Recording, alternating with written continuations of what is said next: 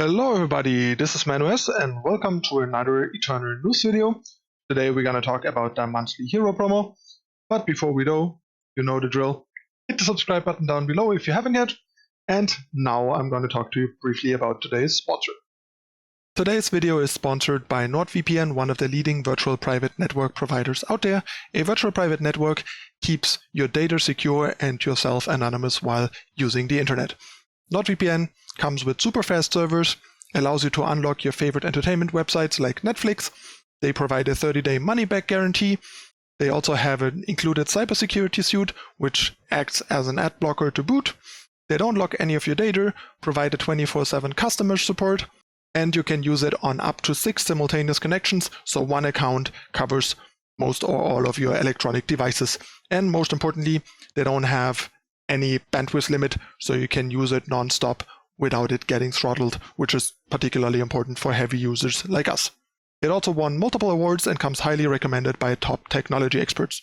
So if you're still surfing online without a VPN, now is the time to change that. Get NordVPN now, 70% off for a 3-year plan, including 1 month extra for free using the code ManuS or the personalized link in the description down below. And now on to today's content. Alright, and now that we got that out of the way, let's take a look at the new hero. New hero is called Eremot Mindsplinter. That's like the third Eremot if I'm not mistaken, so lots of Eremot variants in the game by now. But yeah, as usual, you have a lot of lore here for anyone that loves that stuff. I'll put the article in the description down below. If you haven't seen it yourself, you can just check it out and read it. So here's the new card. Avatar actually looks pretty cool. You can get that in the shop. There's also a bundle to get the premium version with the avatar and everything. That's also a way to get the promo quicker because you get a playset of premium copies right away rather than waiting 4 days to get all 4 copies. Alright, so let's take a look at the card. So Eremot Mindsplinter is a 4-cost 3/5 flying deadly. When Eremot hits the enemy player, he transforms into Eremot's clutches attached to that player. He also costs 4 shadow, which is a lot of influence. Surprising that it has such a heavy influence requirement. Because, I mean, the card doesn't seem bad, but it also doesn't seem like pushed to me to a point where it would require such a steep influence requirement. But I don't know, I mean, they probably had their reasons, just not very clear to me what the reasons. So, face value, pretty solid stats. Flying is good, high health is good, deadly makes it a good blocker with the low attack, but like high health on in the air and on the, against ground guys. And it also has sort of a nice utility by, let's take a look at the curse. So Eremot's clutches, at the end of the cursed player's turn, deal 1 damage to them for each card they play this turn. And gain that much health. Then transform Eremot's clutches into Eremot Mindsplinter. So basically, Eremot's clutches means during the opponent's turn, it's Eremot's clutches. During your turn, it's Eremot. If you dealt damage, if you hit the enemy player. So this also means he effectively deals a lot more damage. Let's imagine your opponent plays like a power and say like 1 unit or 1 spell.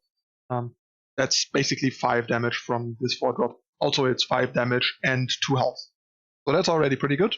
But I think the average is like of cards per turn, especially like in the mid game, is probably potentially a bit above 2. So there's like a power, maybe like a small spell like a power fetcher or something, and a real play for the turn, or just like a power and a double play, which are both quite common. So this deals like 5 to 6 damage and gains you 2 to 3 health, which is pretty good. Also, it's sweeper immune and immune to like non-fast spell removal during the opponent's turn if you manage to attack them. Like they get 1 chance, obviously, after you play it, but after that it's going to be hard if you manage to get through. It's also not that easy to block Eremot because of the high health and because of the deadly. So if the opponent wants to prevent it from turning into clutches, the cost can be quite high. The interesting question will be how this works against opposing face Aegis. Will it just stop the transform, or will it transform and then just fall off? So it might actually be quite bad against phase sieges, because then you can't really attack the opponent, because if you do, your Eremot just dies. And technically that's how it should work. Maybe they made it work differently because it would be a bit too easy and awkward. Also, there's, on the other hand, the different axis of interaction where your opponent can attachment removal on their turn instead of like unit removal. So they have a wider range of removal they can use, but they can only use fast removal on the unit version most of the time, and any kind of attachment removal during their turn on the relic version.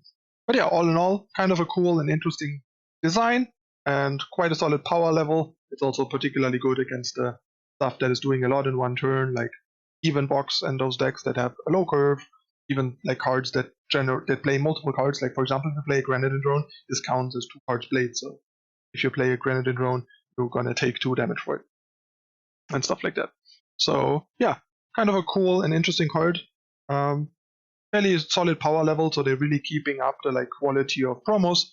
Like I've been saying many times in past promo reviews, it feels like they kind of really hit their stride with promos, figured out what a good level of like balance for these promos is, where they are interesting and reasonably powerful, but not like format warping, but also not anymore these kind of like other duds that are like at best nice flavor wise and otherwise just like completely useless and uninteresting, relevant.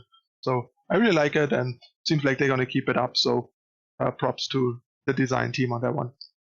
So yeah, let me know in the comments what you think of Eremot Mindsplinter and what you would like to do with him, because Foreshadow is quite restrictive, makes him mostly a mono faction card, or at least like a heavy single faction splash type deal, like the influence 5 drops that we had. Also, here's like an example deck list for more beginner players that might not know what to do with him and want to get some ideas, so you can like try and copy this and mess around with it a bit to get a feel for the new card. All right, that's it already again for this time. Show our sponsor NordVPN some love. Check out the deal in the description. It's a pretty good one. So, and it helps support the channel. So, win-win situation here. And yeah, so on your way out, don't forget to subscribe. If you haven't yet, turn on notification icon to not miss out on future content. And leave a like, leave a comment, share with your friends. Let me know what you think. That's it again for this time. I'm your host, ManuS, and I'll see you next time.